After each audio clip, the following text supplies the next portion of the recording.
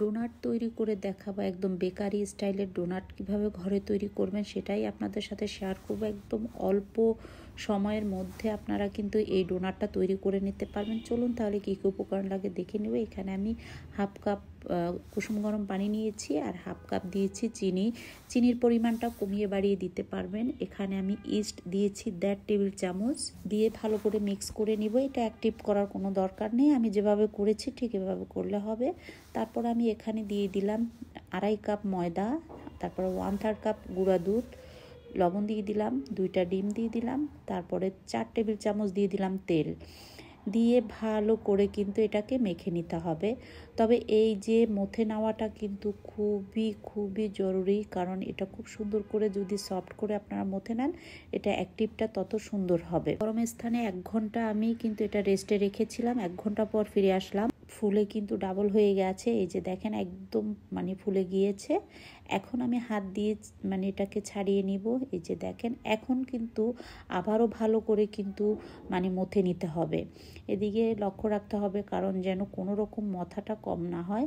তারপর আমি এভাবে লিচি কেটে নিচ্ছি। আপনারা কে কতটুকু মোটা বা কত বড় চান ঠিক ওই অনুযায়ী কিন্তু লিচিগুলো কেটে নেবেন।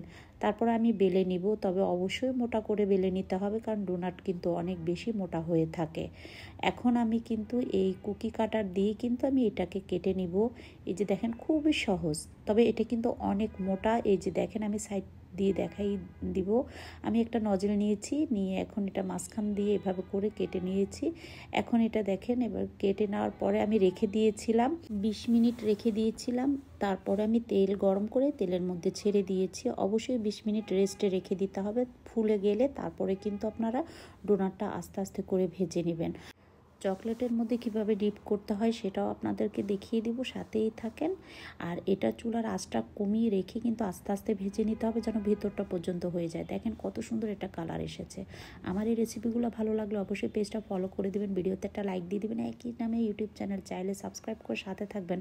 ভিডিও কিন্তু শেয়ার করতে ভুলবেন না। দেখেন গরম তো আমি ধরতে পারছি না, কত সফট হয়েছে এটা।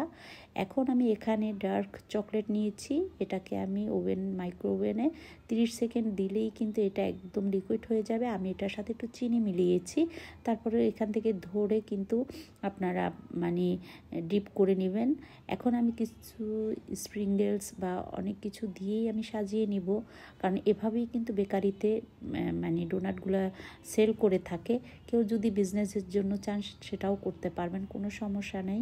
আমার এই রেসিপিগুলো আপনাদের কেমন লেগেছে অবশ্যই কিন্তু আমাকে জানাবেন। আর দুঃখিত আমি ভেঙে দেখাতে পারছি না, কারণ এটা আমি যেহেতু এক জায়গায় দিব সেই জন্য আমি ভেঙে দেখাচ্ছি না।